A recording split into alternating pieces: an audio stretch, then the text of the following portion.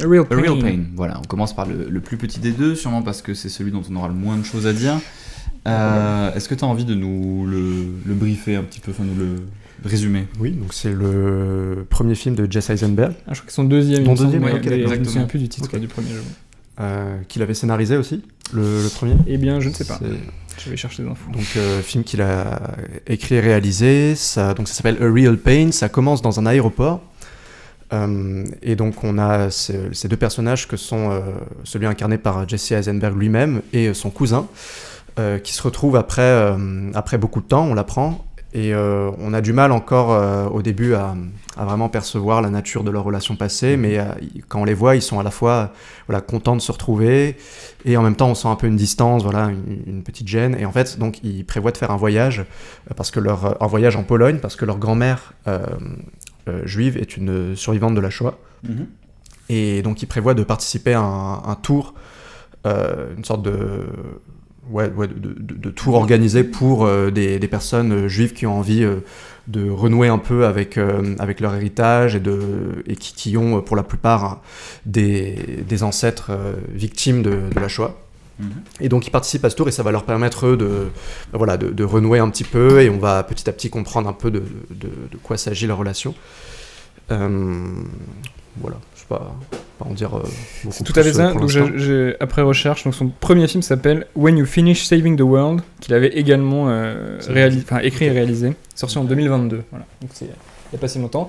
Et pour un peu plus que vous représentiez le film, Loïc va se déguiser tout de suite en David, du coup, le personnage de Jesse Eisenberg lui-même. C'est laborieux. C'est laborieux, mais on sait que le résultat sera Là. à la hauteur. Et voilà, le film a reçu un petit peu d'attention, notamment pendant les Oscars, puisque je crois que le scénario était nommé, si je ne m'abuse, et que Kieran Culkin, qui joue donc Benji, on va dire le plus extravagant des deux cousins, a reçu l'Oscar du meilleur acteur dans un second Ouais. rôle. Oscar, Golden Globe, un peu, il a eu Ouais, c'est ça, il a fait tous les petits prix possibles et imaginables. Ce brave Kieran Culkin. Qu'est-ce que tu as pensé de ce film, Loïc Matos? Alors moi, pour être plutôt honnête, je vais être un peu négatif sur le film, dans la mesure où je le trouve en fait d'une grande banalité, d'une grande...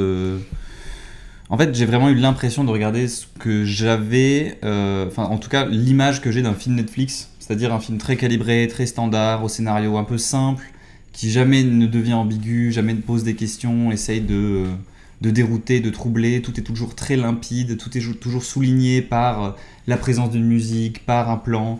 Il faut qu'au moment où Jesse Eisenberg a un peu son discours émotion sur son passé, il y a un travelling en avant qui se rapproche de son visage pour qu'on voit les larmes dans ses yeux.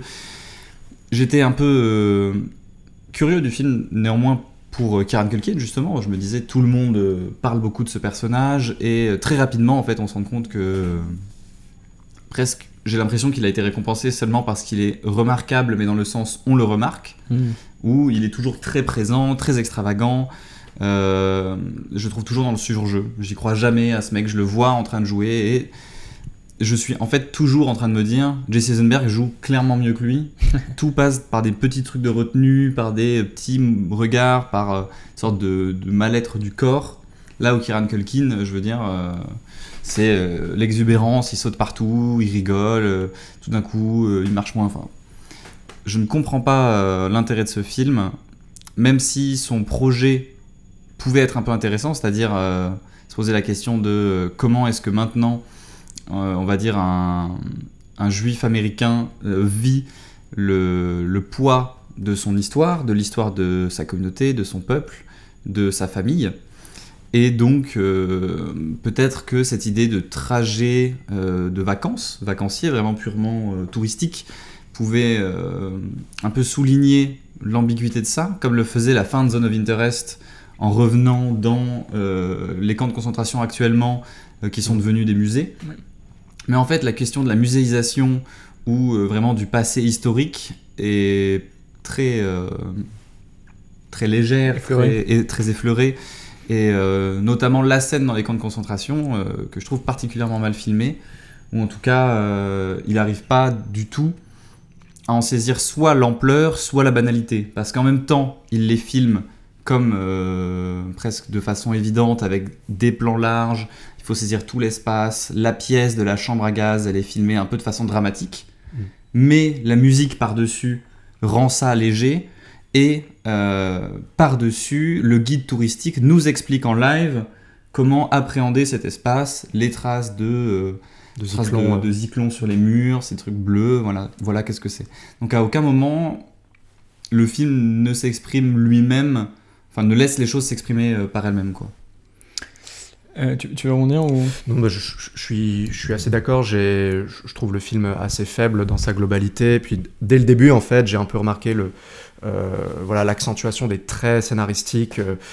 Je sentais déjà un peu l'exercice de scénario, c'est-à-dire qu'est-ce qu'être un bon scénariste, c'est bien caractériser ses personnages, alors on va faire une sorte de montage parallèle entre Jesse Eisenberg qui est quelqu'un de très stressé, organisé mais à l'excès, tandis que l'autre est quelqu'un qui traîne dans un lieu, qui arrive 4 heures en avance, mais du coup en 4 minutes de film on a toute la liste des caractéristiques des personnages qui font qu'on les comprend tout de suite. En fait, on comprend tout de suite qui ils sont, qu'est-ce qui les oppose, et c'est un peu trop schématique pour moi, un peu trop protocolaire. Ok, on a coché la case de la caractérisation du personnage, maintenant on peut passer à autre chose. Voilà, il y a un côté un peu comme ça, scolaire, un peu qui m'a gêné dès le début.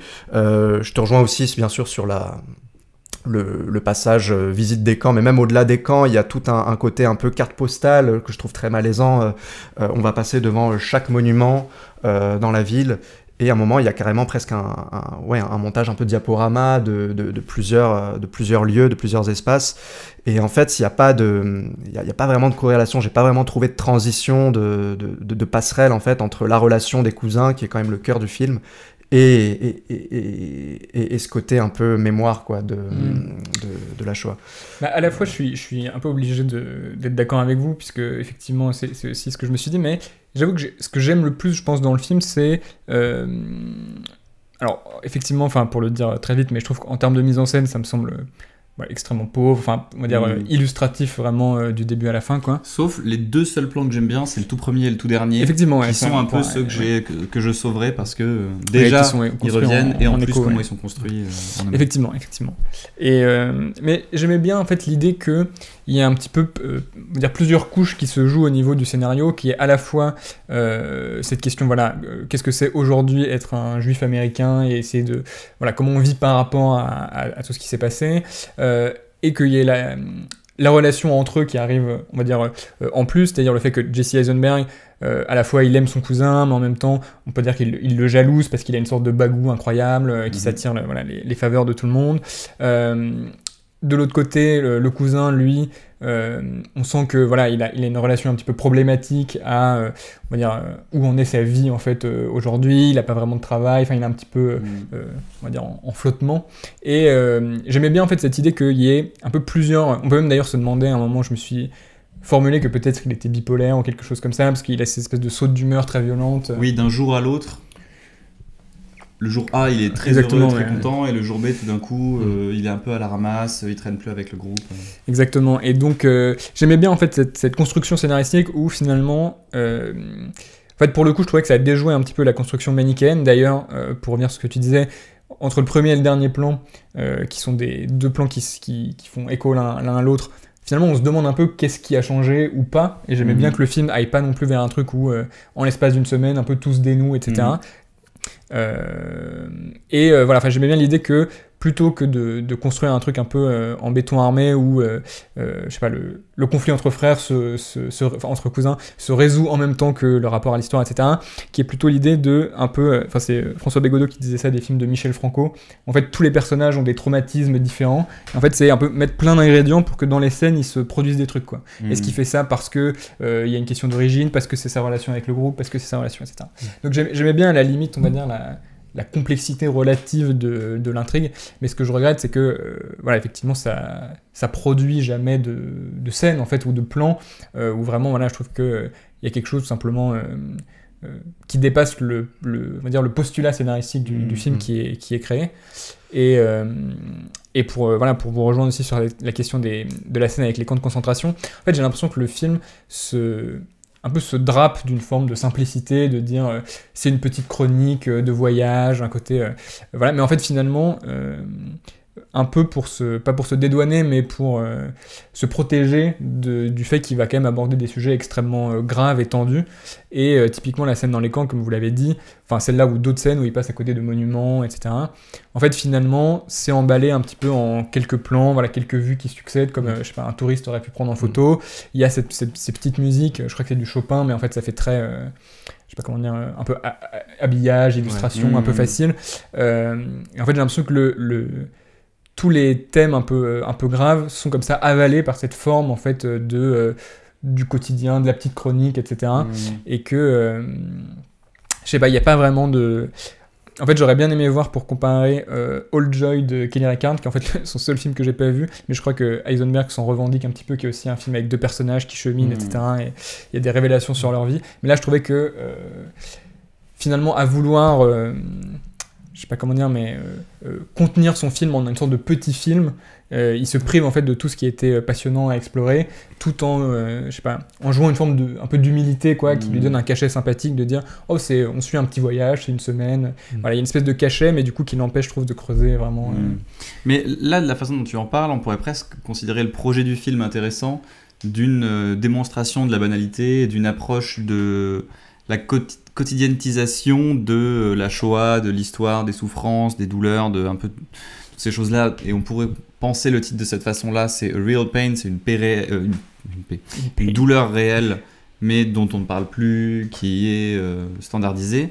Mais j'ai jamais l'impression que le film ne problématise vraiment cette question de façon vraiment cinématographique, comme pourraient le faire des cinéastes comme Sophie Le Tourneur, qui jouent vraiment sur...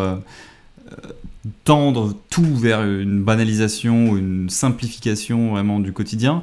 Là, vraiment, le film marche sur plein de plates-bandes, un peu de cinéma américain, de Jones fun, on va dire. Il y a les scènes où ils vont sur le toit, ils fument des pétards, ils se racontent un peu des traumatismes de leur enfance.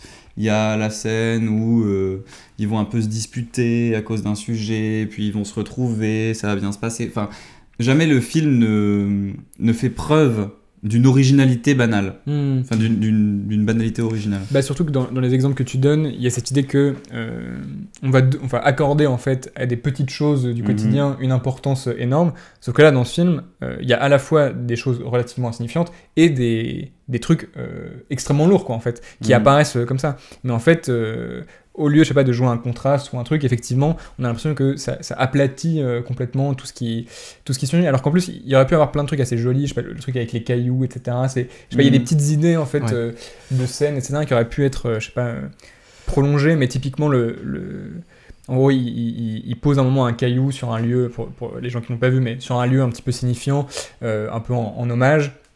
Et ce caillou revient à la toute fin du film avec un truc que fait Jesse Eisenberg. Et je sais pas, je me dis que dans un film je sais pas, mieux mis en scène, ça aurait pu avoir un vrai sens touchant, un révélateur de quelque chose du personnage. Et que là, ça me semble... Après moi, c'est peut-être un des seuls moments où je voyais que le film allait quelque part avec cette idée de départ qui est en fait... pour moi, c'est quand même important dans le film, c'est la comparaison à l'autre.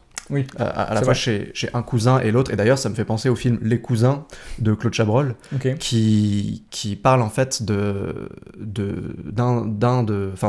cousins comme ça qui sont tous les deux étudiants, et il y en a un qui bosse comme un acharné et qui n'y arrive pas, tandis que l'autre est quelqu'un un peu de décomplexé, décontracté, et qui y arrive tout le temps. Donc il y a le génie et le bosseur qui va jamais réussir à quoi qu'il fasse, à atteindre les compétences de son cousin. Et là, dans ce film-là, il y a Jesse Eisenberg qui est sans cesse un peu en retrait du groupe et à admirer en même temps qu'il le déteste. Son cousin, il le dit d'ailleurs à un moment dans un dîner, c'est je le déteste mais je l'admire aussi tout autant, et il sait pas comment il fait malgré sa bipolarité, malgré ses sautes d'humeur et tout, mais toujours toujours toucher les gens, toujours être fusionnel avec eux, les comprendre et tout. Et il essaye d'avoir un peu ce même amour pour les personnes et aussi cette même exigence de prise de risque, d'aller à l'aventure et tout. Et pour moi, cette scène où il dépose le caillou, c'est à l'initiative de Jesse Eisenberg et qu'il se dit que, ok, là, je vais essayer de faire quelque chose, je vais essayer de me mettre à son niveau.